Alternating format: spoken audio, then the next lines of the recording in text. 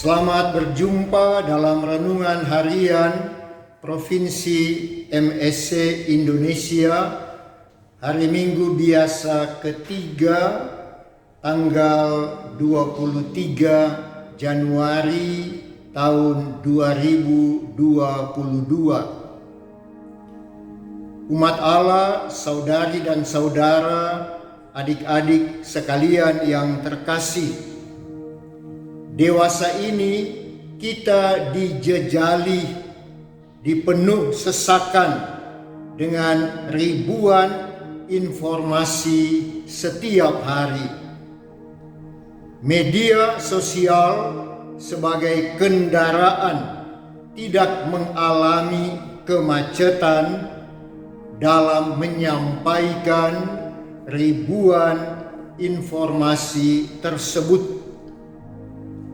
Dalam hitungan detik, informasi tentang varian Omikron misalnya dapat diakses oleh seluruh pengguna media sosial.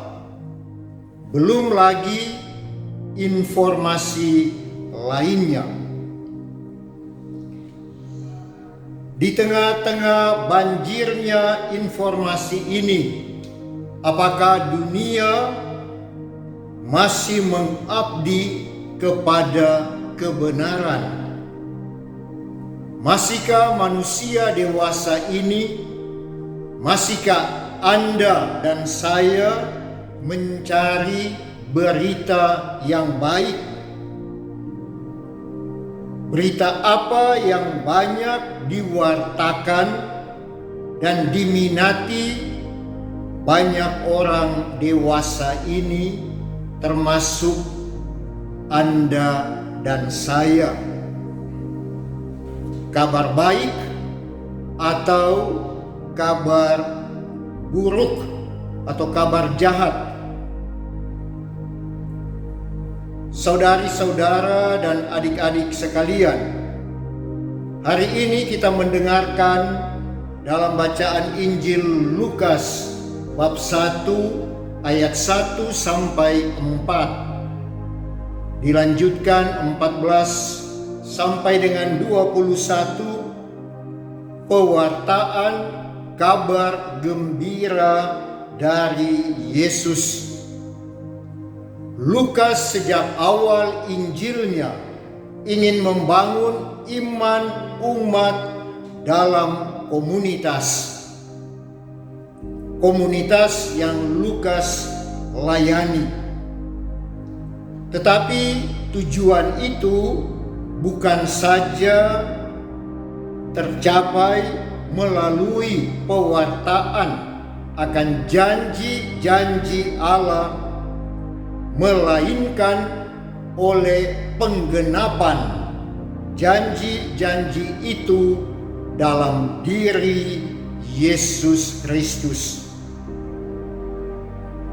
Iman akan janji Allah dan pemenuhan janji itu menjadikan seseorang kuat, tangguh, dan berani menjadi pemberita Injil. Kedua hal ini, baik pengajaran maupun penggenapan atas ajaran ini, terpenuhi secara sempurna dan lengkap dalam diri Yesus. Saudari dan saudara, adik-adik sekalian, para pencinta renungan harian Provinsi MSC Indonesia dimanapun Anda berada, apa saja yang boleh kita petik, kita ambil sebagai bekal dari bacaan Injil Lukas bab 1 ayat 1 sampai 4. Dilanjutkan 14 sampai 21. Yang pertama, Yesus penuh dengan Roh Kudus. Sejak ia dikandung dan saat menjalani masa kanak-kanaknya dan kemudian dibaptis hingga dicobai di padang gurun, Yesus penuh dengan Roh Kudus. Dan pelayanan dan pengabdian selanjutnya Yesus jalankan dalam kuasa Roh Kudus. Kedua, Yesus tampil sebagai nabi. Dia membawa rahmat dan warta pembebasan. Meskipun ditolak, Yesus tetap mewartakan berita itu kepada seluruh bangsa. Dia membawa kebaikan bagi seluruh dunia, terutama bagi mereka yang miskin dan tertindas. Ketiga, Yesus sebagai guru. Dia mengajar, dan hari ini dia menjelaskan kitab para nabi dengan penuh wibawa. Karena bukan saja Yesus mengajarkan, melainkan apa yang dia ajarkan sudah dan sedang terpenuhi dalam dirinya.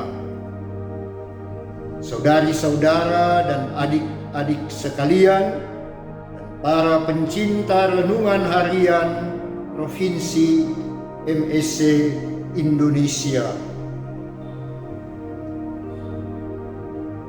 marilah kita memposisikan diri seperti Theophilus yang kita dengarkan, menjadi seorang yang menjadi representasi dari pengikut Yesus yang ingin hidupnya lebih dibangun dalam kuasa Roh Kudus.